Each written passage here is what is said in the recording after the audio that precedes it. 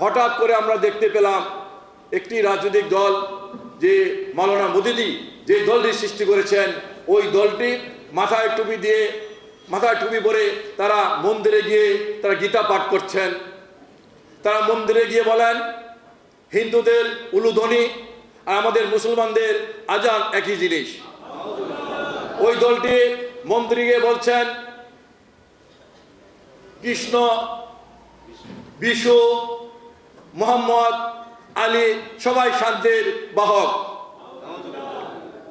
আজকে ইসলামকে ধ্বংস করার পায়তারা করছে। আজকে ওই দলটির সাধারণ সম্পাদক তিনি বলেন সময় এসেছে কোরআনের আইন পরিবর্তন করা যাবে। অথচ এই পৃথিবী যতদিন থাকবে কোরআনে একটি দাগও পরিবর্তন করার সুযোগ কারো নেই। কিন্তু ওই দলটির সাধারণ সম্পাদক বলছেন যে কোরআনের আইন পরিবর্তন করার সুযোগ এসেছে। ওই দলটির এক নেতা তিনি অনেক ওয়াজ মাহফিলে অংশগ্রহণ করেন। ওই দলটি নেতা বলেন আমাদের কোরআন হলো শুভঙ্করের ফাঁকি। আবার বলেন তিনি অনেকবার কোরআন শরীফ পড়েছেন, সেই কোরআনে 53 জায়গায় ভুল আছে। এই যেগুলো করছি আল্লাহ তাআলার কাছে আমরা শুকরিয়া আদায় করছি। আর এই ফেজি সরকারের বিরুদ্ধে যারা আন্দোলন করতে গিয়ে যে সকল ছাত্র, যুবক, শ্রমিক এবং শিশুরা শাহাদাত বরণ করেছেন তাদের রুহের মাগফিরাত কামনা করছি। আপনারা জানেন আজকে একটি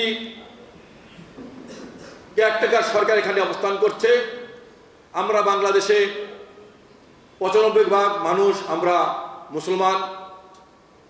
এই বর্তমান প্রেক্ষাপটে এসে আমরা হঠাৎ করে আমরা দেখতে পাচ্ছি আমাদের প্রাণের যে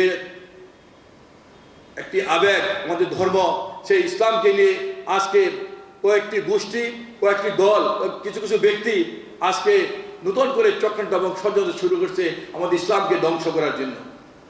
আপনারা দেখেছেন হঠাৎ করে আমরা দেখতে পাচ্ছি একটি দল, যে দলটি প্রতিষ্ঠা করেছিলেন মাওলানা মওদুদী সাহেব, যিনি তার বক্তব্যে বলেছিলেন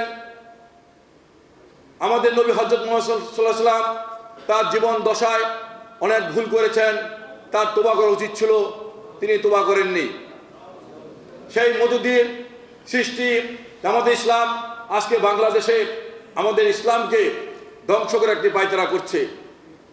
আমাদের বাংলাদেশের বিভিন্ন ধর্মের লোক আছে, আমরা 95% মানুষ আমরা মুসলমান। এখানে হিন্দু আছে, বৌদ্ধ আছে, খ্রিস্টান আছে, বিভিন্ন জাতির লোকজন আছে। আমরা পরিষ্কার ভাষায় আমাদের দলের প্রতিষ্ঠাতা শহীদ রাষ্ট্রপতি জিয়াউর রহমান বলেছিলেন বাংলাদেশের সীমানার মধ্যে যারা বসবাস করে আমরা সবাই বাংলাদেশি, যার যার ধর্ম শেষে পালন করবে, সরকার তাদেরকে সহযোগিতা করবে, সরকার তাদের নিরাপত্তা দিবে। আমরা মনে করি যার যার ধর্ম শেষে পালন করবে, সরকার তাকে নিরাপত্তা দিবে। আমরা বলবো কেউ যেন কারো ধর্ম পালন করতে বাধা সৃষ্টি না করে। আমরা কিন্তু দীর্ঘ 16 বছর একটি জালেম সরকারের, ফ্যাসিস্ট সরকারের নির্যাতনের শিকার ছিলাম। এই গত 16 বছর বাংলাদেশের কোনো মানুষ কথা বলতে পারেনি। বাংলাদেশের বুদ্ধিজীবীরা এই ফ্যাসিস্ট সরকারের বিরুদ্ধে কথা বলতে পারেনি। বাংলাদেশের সাধারণ মানুষ এই ফ্যাসিস্ট সরকারের বিরুদ্ধে কথা বলতে পারেনি। বাংলাদেশের কোনো রাজনীতিবিদ এই সরকারের বিরুদ্ধে কথা বলতে পারেনি। যারা এই কথা বলেছে তাদেরকে মিথ্যা মামলা দিয়ে গ্রেপ্তার করেছে। এমনকি বাংলাদেশের সাংবাদিক সমাজও কত ফ্যাসিস্ট সরকারের বিরুদ্ধে তাদের কলম দ্বারা লিখতে পারেনি। যারা লেখার চেষ্টা করেছে তাদেরকে মিথ্যা মামলা দিয়ে গ্রেপ্তার করেছে। অনেকে প্রাণের ভয়ে বিদেশে পালিয়ে গিয়েছেন। এমনকি এই আলেম সমাজ, যাদেরকে আমরা শ্রদ্ধার সাথে স্মরণ করি, সেই আলেম সমাজও কিন্তু কথা বলতে পারেনি।